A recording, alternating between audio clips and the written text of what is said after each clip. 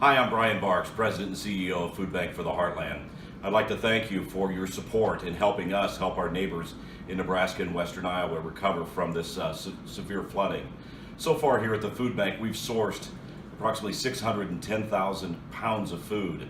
That's roughly enough food for 500,000 meals. We couldn't do it without you. I'd like to introduce Megan Burton. She's with our network relations team and a proud resident of Valley. Megan?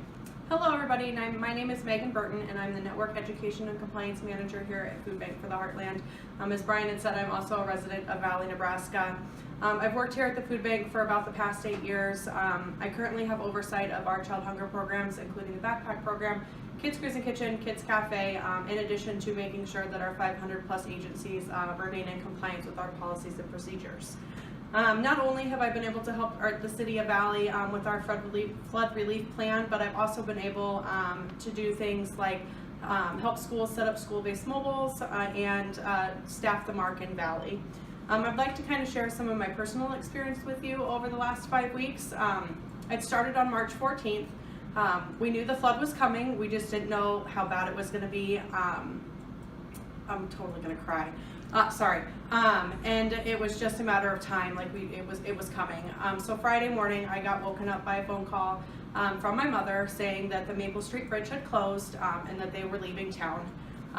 She told me that we needed to pack and we needed to leave as soon as possible. I woke up my 17-year-old son, who was home with me that morning, and said we need to pack as much as we can for yourself, myself, and your brother and sister, who were luckily already in Omaha with their dad. It took us about an hour to pack as much random stuff as you could possibly think of into our cars. Packed up with our pets and we left. Luckily for me, I have family that lives in Omaha, so we had a place to stay for the 5 days that we were displaced from our home, but that wasn't the case for everybody that I know out there. So like I said, we spent 5 days away from home, and in that time, we didn't really have much word. I could just watch Facebook posts, call friends I knew that had stayed in town, and just watch the news to kind of get updates on what was going on. As soon as we found out that the road was open back into Valley, we beelined for home. When I got there, it was heartbreaking. Even though the roads were open, the city itself was pretty immersed in water. One of my best friends lost everything she has in her basement. It's just been a lot of cleanup and a lot of work there. Within the first week, it was really pretty amazing. The city of Valley itself really rallied. We started a flood relief page where people were able to ask for help. People showed up. Somebody would post on the page. People would show up within 30 minutes there to help. A campus opened, so we were able to organize supplies, donations, volunteers, and things like that. The church has really stepped up, provided hot meals for that first week, things like that. Sorry, I'll get there. The Valley Days Foundation is still helping with like temporary housing for people who are displaced from their homes, who don't have any return date yet. The city is slowly rebuilding, but it's going to take a really long time for us to get to that point.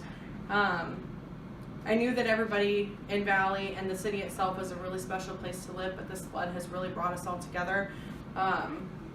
One of the moms in my youngest son's grade, mentioned something the other day on a Facebook post, and she simply stated that we're not flood victims, we're flood survivors, and that's really the message that we have in that city and the support that we've all had for each other.